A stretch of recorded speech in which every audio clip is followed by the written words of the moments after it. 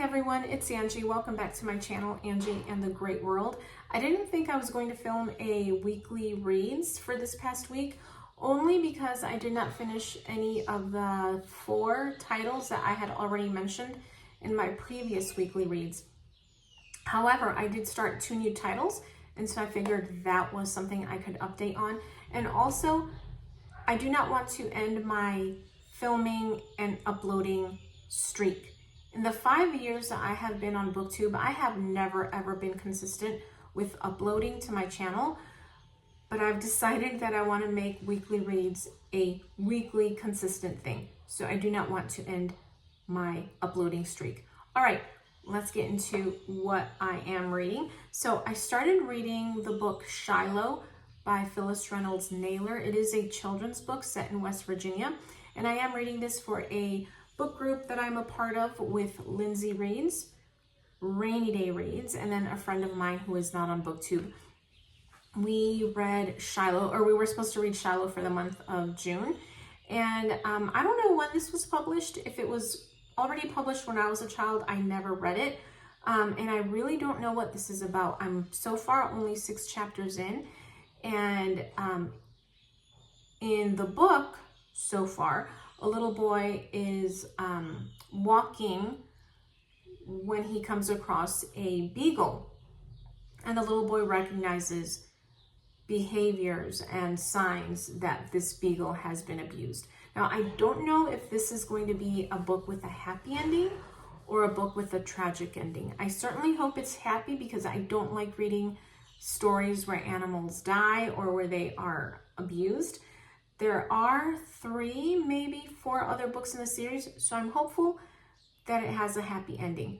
The other book that I started reading this past week is The Letter, the Witch, and the Ring. It is book 3 in the Louis Barnevelt series by John Bellairs, and I am co-hosting a read-along of John Bellairs' books with Lindsay Reads. For the month of June, we are reading The Letter, the Witch, and the Ring. I don't know when we're going to chat about the book. Probably not this month. It'll probably be at the beginning of July. And I'm really excited to read The Letter, the Witch, and the Ring. It is a reread, and it's one of my favorite books in the series. In this book, Rosrita, who we met in book 2, goes on a trip with Mrs. Zimmerman, Louis Barnevelt's neighbor. They go to the Upper Peninsula in Michigan after Miss Zimmerman gets a letter letting her know that she has inherited a farm and a magical ring. And so she takes Rosrita with her to the UP. So yeah, I'm really excited to read it. And then I am still reading Harry Potter and the Goblet of Fire. I started this one last week, or maybe 2 weeks ago. So I was under the impression that The Goblet of Fire was one of my least favorite books in the series, or my least favorite of the books. But I am really enjoying this. I am loving this experience. I don't know when the last time was that I read The Goblet of Fire, but I think in my mind, I thought the Quidditch game at the beginning of the book lasted a lot longer, and I find the Quidditch parts of the books very boring, and so I think that's what I was thinking. But no, I am loving The Goblet of Fire. There's just so much. There are so many things I am noticing in this book that I hadn't noticed in previous books, or the amount of things I'm noticing and picking up on are a lot more than what I had previously picked up on in the last books. Anyway, I have, I think, 6 hours left in the audiobook, so I should finish that one in a couple of days. And then I am also still reading Chaos by Tom O'Neill. I am, I think, 8 chapters in, and I think that one's still going to take me a little while to read. I don't think I'll finish it by the end of the month. I am still reading my June on the Range book, which is In the Valley of the Sun by Andy Davidson. To be honest, I did not pick that one up at all this past week. I was 34% of the way through, and I'm still at 34% of the way. The thing is, am not that interested in the story. I'm not gravitating to In the Valley of the Sun as much as I am gravitating towards all the other books that I'm reading. But I am going to try to make it a priority because that one needs to be read. It needs to be finished by the end of June. I am also still reading A Mystery of Mysteries, The Death and Life of Edgar Allan Poe by Mark Dawidziak.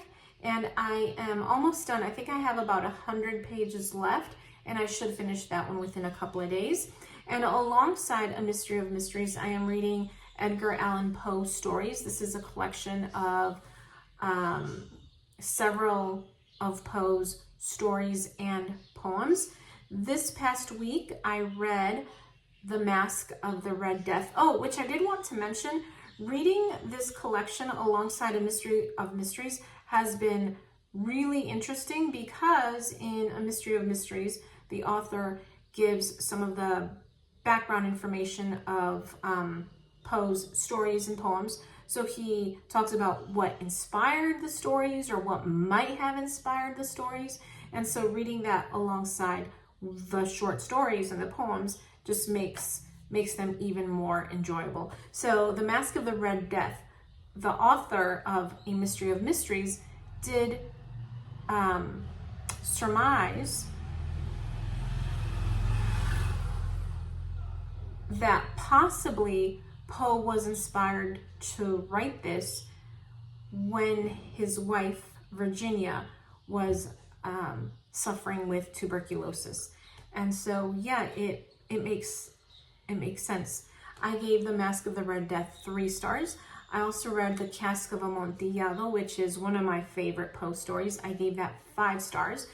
And again, the author wonders if The Cask of Amontillado might not have been inspired by a feud that Poe had with another writer. I think the writer's last name was English. I don't remember his first and middle name. But they had this feud, and they would write basically nasty things about each other or even like falsehoods.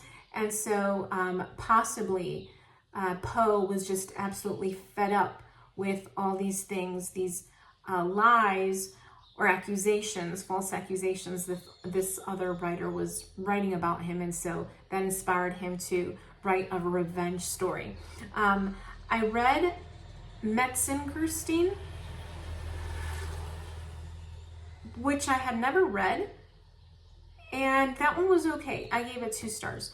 I read The Pit and the Pendulum. I gave that one 3.5 stars. And that one made me wonder if maybe those people who, writers, producers, who write those torture horror movies, if maybe they weren't inspired by The Pit and the Pendulum, because it was quite psychological. Like, I can imagine the fear that the character in The Pit and the Pendulum was experiencing, because I felt a lot of fear and tension and just the uncertainty, not knowing what's going to happen to you next. It was very, very much torturous. So it made me wonder if this inspired torture horror, which I do not like. I like horror, but I do not watch torture horror. I cannot take the blood and the gore and that feeling of, I just don't enjoy it. All right, I read The Raven. I mean, what can you say about The Raven? 5 stars. And then I also read The Bells, which I gave 4 stars to. I think that is it. So I'm going to continue reading these 1, 2, 3, 4, 5, 6, 7, 8, 7. I'm going to continue reading these 7 books this week, and hopefully I can get half of them finished by the end of the month. Anyway, that was it for my weekly reads. Thank you so much for watching. I will talk to you later. Bye.